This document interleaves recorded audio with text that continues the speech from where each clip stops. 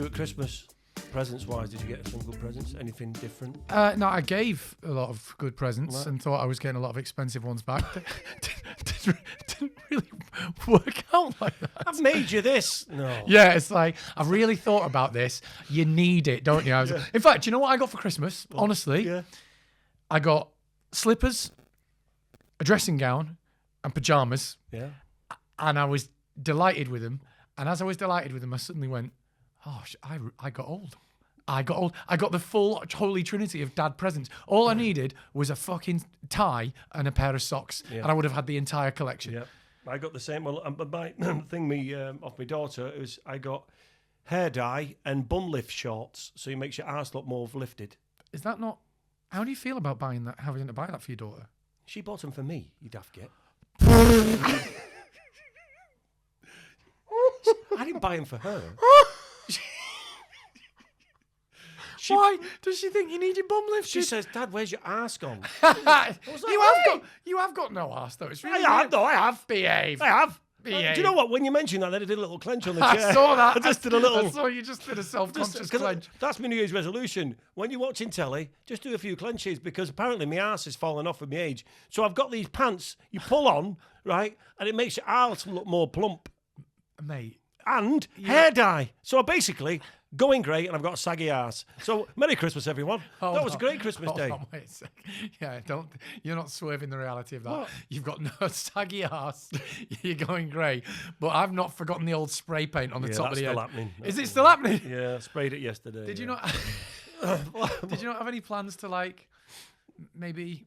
What, get it done? Get over to Turkey and get it done. It's not about going to Turkey. Being British Hair Clinic have said they'd do it, but the problem I've got is it's on the back of my napper, and I just think once you start with that, then it's the headaches and the sleep, and I've seen people who have it done, the front and all their forehead gets swollen, and I just think it's the same as anything. I just can't be bothered. Just spray paint. While the spray's working, I'm sticking with the old thickening No good in the spray. rain though, is it? Well, it's all right. You got to put a bit of lacquer on it and just run when it rains. Somebody told me it runs down your cheek told if me you don't.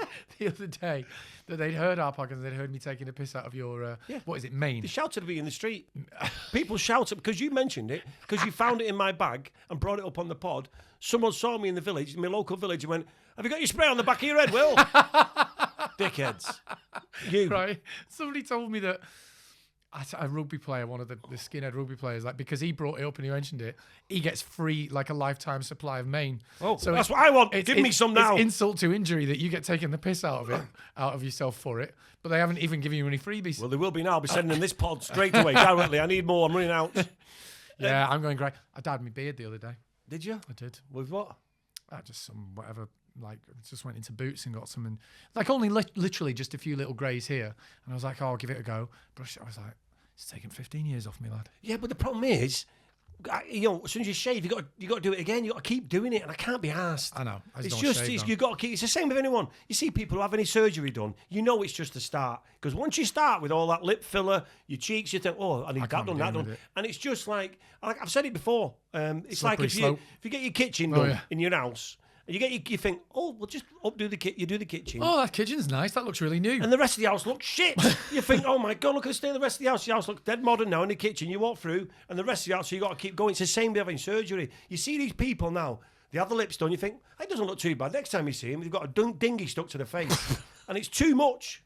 Everyone's having too much work done. Just be happy with what you look like. Well, there is sometimes we like to sort of dip into being semi-serious on this pod, and there is a whole conversation to be had there.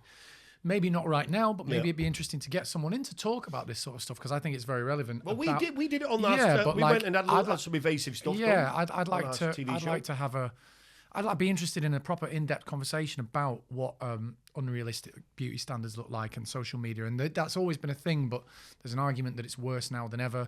It's been a thing for women for a long time, but it's getting to be a thing for men now. So what, surgery and stuff and having work done? And the nature of unrealistic beauty standards and constant being fed images on social media and in papers and whatever, constantly fed images about you're not good enough, you need to look like this is what you need to do. If you're not doing this, you'll get left behind, all that kind of thing.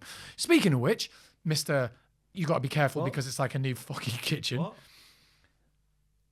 What are you having done to your eyes? What do you mean? What do you mean? Nothing yet. What are you potential? Well, do you know what? If I was going to have anything done, this is the only way I would go down the road of is like stem cells. So you're using your own body to rejuvenate itself rather than putting filler in and stuff that's not good for you, and also you can't keep up with it.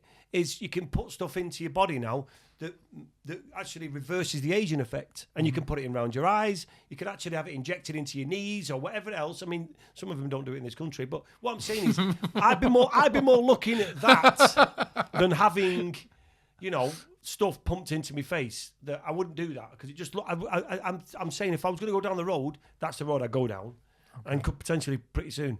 Because my eyes, I looked at my eyes the other day, and it was like they're disappearing to the back of my head. They're getting more sunken. People obviously won't know this because we weren't doing it at the time, but as we sat down to do this podcast, we were in here and we were just kind of, making sure the light and everything was right. I walked in, Will was already in here, and Will was talking to our camera guys, and he was going, "So, is the light reflecting into my eyes nicely? No, I didn't say that. Is this a problem here? No, just tweak that a little bit." I came in and sat down going, "What are you doing?" Well, yeah, you should see him, right? When he has to do a photo, he used to do a selfie. If a fan sees him on the street or we've done the podcast, whatever, can we have a picture? I'm like, "Of course you can. Here you go." And we have a picture, and they're always really nice. Will's like, "Yeah, I'll do a picture," but he's like, "Hey, give us your phone, turn around. You're in the wrong angle." It takes him half an hour to do per selfie. I've done 27. I like lighting, and I like lighting and sound. I love it. Like in my house, I like to dim lights. You have candles on, sound. It's the same with anything. If I'm having a picture taken, we want us both to look good. Why would I want to go show that your mates where I look like it's Halloween? I feel sorry. Dead dark eyes. I feel sorry for Michelle. I feel like you're a nightmare to live with.